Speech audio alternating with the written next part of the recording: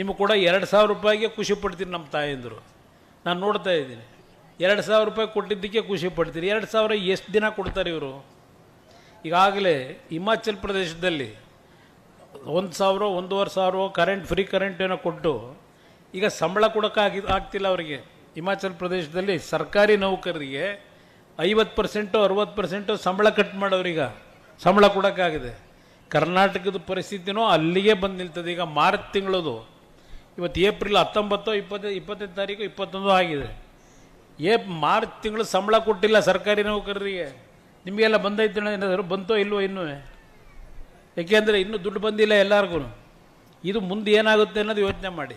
ಅದಷ್ಟೇ ಅಲ್ಲ, ನನ್ನ ತಾಯಂದಿರಿಗೆ ಹೇಳೋದು, ಇವತ್ತು ನಮ್ಮ ರಾಜ್ಯ ಸರ್ಕಾರ ಮಾಡಿರೋ ಸಾಲ 7,26,000 ಕೋಟಿ.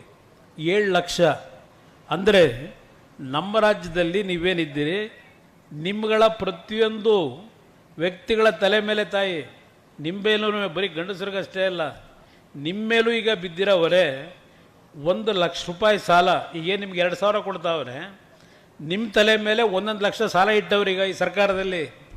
ಅದು ನೀವು ಯಾರೂ ಯೋಚನೆ ಮಾಡ್ತಾ ಇಲ್ಲ. ನಿಮಗೆ ಬೇಕಾಗಿರ್ತಕ್ಕಂಥದ್ದು ಬರೀ 2,000 ರೂಪಾಯಿನಲ್ಲಿ ಬದುಕೋಕ್ಕಾಗಲ್ಲ. ಇವತ್ತು ಒಂದು ಕಾಯಿಲೆ ಬಂದರೆ 2,000 ರೂಪಾಯಿಲಿ ಏನು ಟ್ರೀಟ್ಮೆಂಟ್ ತಗೋತೀರಿ? ಬರ್ತಕ್ಕಂಥ ಕಾಯಿಲೆ 40-50 ಲಕ್ಷ ರೂಪಾಯಿ. ಬೋನ್ ಬಾರೆ ಟ್ರಾನ್ಸ್ಪ್ಲಾಂಟು, ಕಿಡ್ನಿ ಕಾಯಿಲೆ, ಇವೆಲ್ಲ ಪ್ರತಿನಿತ್ಯ ನೋಡ್ತಾ ಇದ್ದೀನಿ.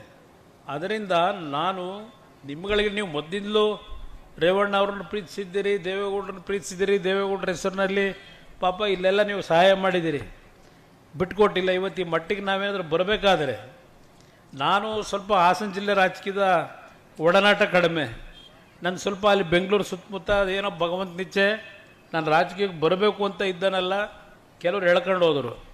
ಅಲ್ಲೇನೋ ನನ್ನದೇ ಆದಂಥ ರೀತಿಯಲ್ಲಿ ಏನೋ ಕೆಲಸ ಮಾಡ್ತಾಯಿದ್ದೀನಿ. ಇಲ್ಲಿ ಜಿಲ್ಲೆಯ ಜನ, ಒಂದು ಹಳ್ಳಿಯ ಒಂದು ಸಣ್ಣ ಕುಟುಂಬದಲ್ಲಿ ಜನಿಸಿದಂಥ ದೇವೇಗೌಡರನ್ನ ಈ ದೇಶದ ಕೆಂಪು ಕೋಟೆಯಲ್ಲಿ ಪ್ರಧಾನಮಂತ್ರಿಗಳಾಗಿ ಬಾವುಟ ಹಾರಿಸೋ ಮಟ್ಟಕ್ಕೆ ನೀವು ತೆಗೆದುಕೊಂಡೋದಂಥ ಜನ ನೀವು. ನಿಮ್ಮ ಋಣದ ಭಾರ ನಮ್ಮ ತಲೆ ಮೇಲಿದೆ.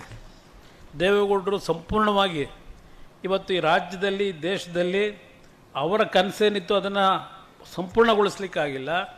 ಬಹುಶಃ ನಾನೀಗ 5ನೇ ಬಾರಿ ಏನು ಉಳಿದು ನಿಮ್ಮ ಮುಂದೆ ಬಂದು ನಿಂತಿದ್ದೇನೆ, ಹಲವಾರು ಸಮಸ್ಯೆಗಳನ್ನ ಎದುರಿಸಿ. ಬಹುಶಃ ಭಗವಂತ ನನ್ನನ್ನು ಉಳಿಸಿರ್ತಕ್ಕಂಥದ್ದು ಆ ದೇವೇಗೌಡರ ಕನಸೇನಿತ್ತು ಅದನ್ನು ನನಸು ಮಾಡಬೇಕು ಅಂತೇಳಿ ಒಂದು ಪುನರ್ಜನ್ಮ ಮತ್ತೆ ಕೊಟ್ಟಿದ್ದಾನೆ ನನಗೆ.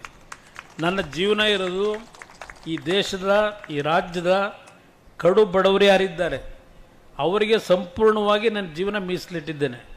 ಇವತ್ತು ಬೆಳಗ್ಗೆ ಒಂದು ಘಟನೆ ನಡೀತು. ನನ್ನ ಮಾಧ್ಯಮದ ಸ್ನೇಹಿತರಿದ್ದೀರಿ. 7 ಗಂಟೆಗೆ ಬೆಂಗಳೂರಿನಲ್ಲಿ ವಿಜಯನಗರದಲ್ಲೊಂದು ಮದುವೆ ಮನೆಗೆ ಹೋದೆ. ಆ ಮದುವೆ ಮನೆಯಲ್ಲಿ ನಮ್ಮ ಫೋಟೋಗ್ರಾಫರು ಫೋಟೋ ತೆಗೀತಿದ್ದ. ಸರಿ, ನಾನು ಮತ್ತದೆಲ್ಲ ಮುಗಿಸ್ಕೊಂಡು ಹೊರಗಡೆ ಹೊರಡಬೇಕಾದ್ರೆ ನನ್ನ ಫೋಟೋ ತೆಗೆಸ್ಕೊಳ್ಳೋದಕ್ಕೋಸ್ಕರ ನಮ್ಮ ಯುವಕರು ಮೈ ಮೇಲೆ ಬಿದ್ದೇನು ಬರ್ತಿದ್ರು.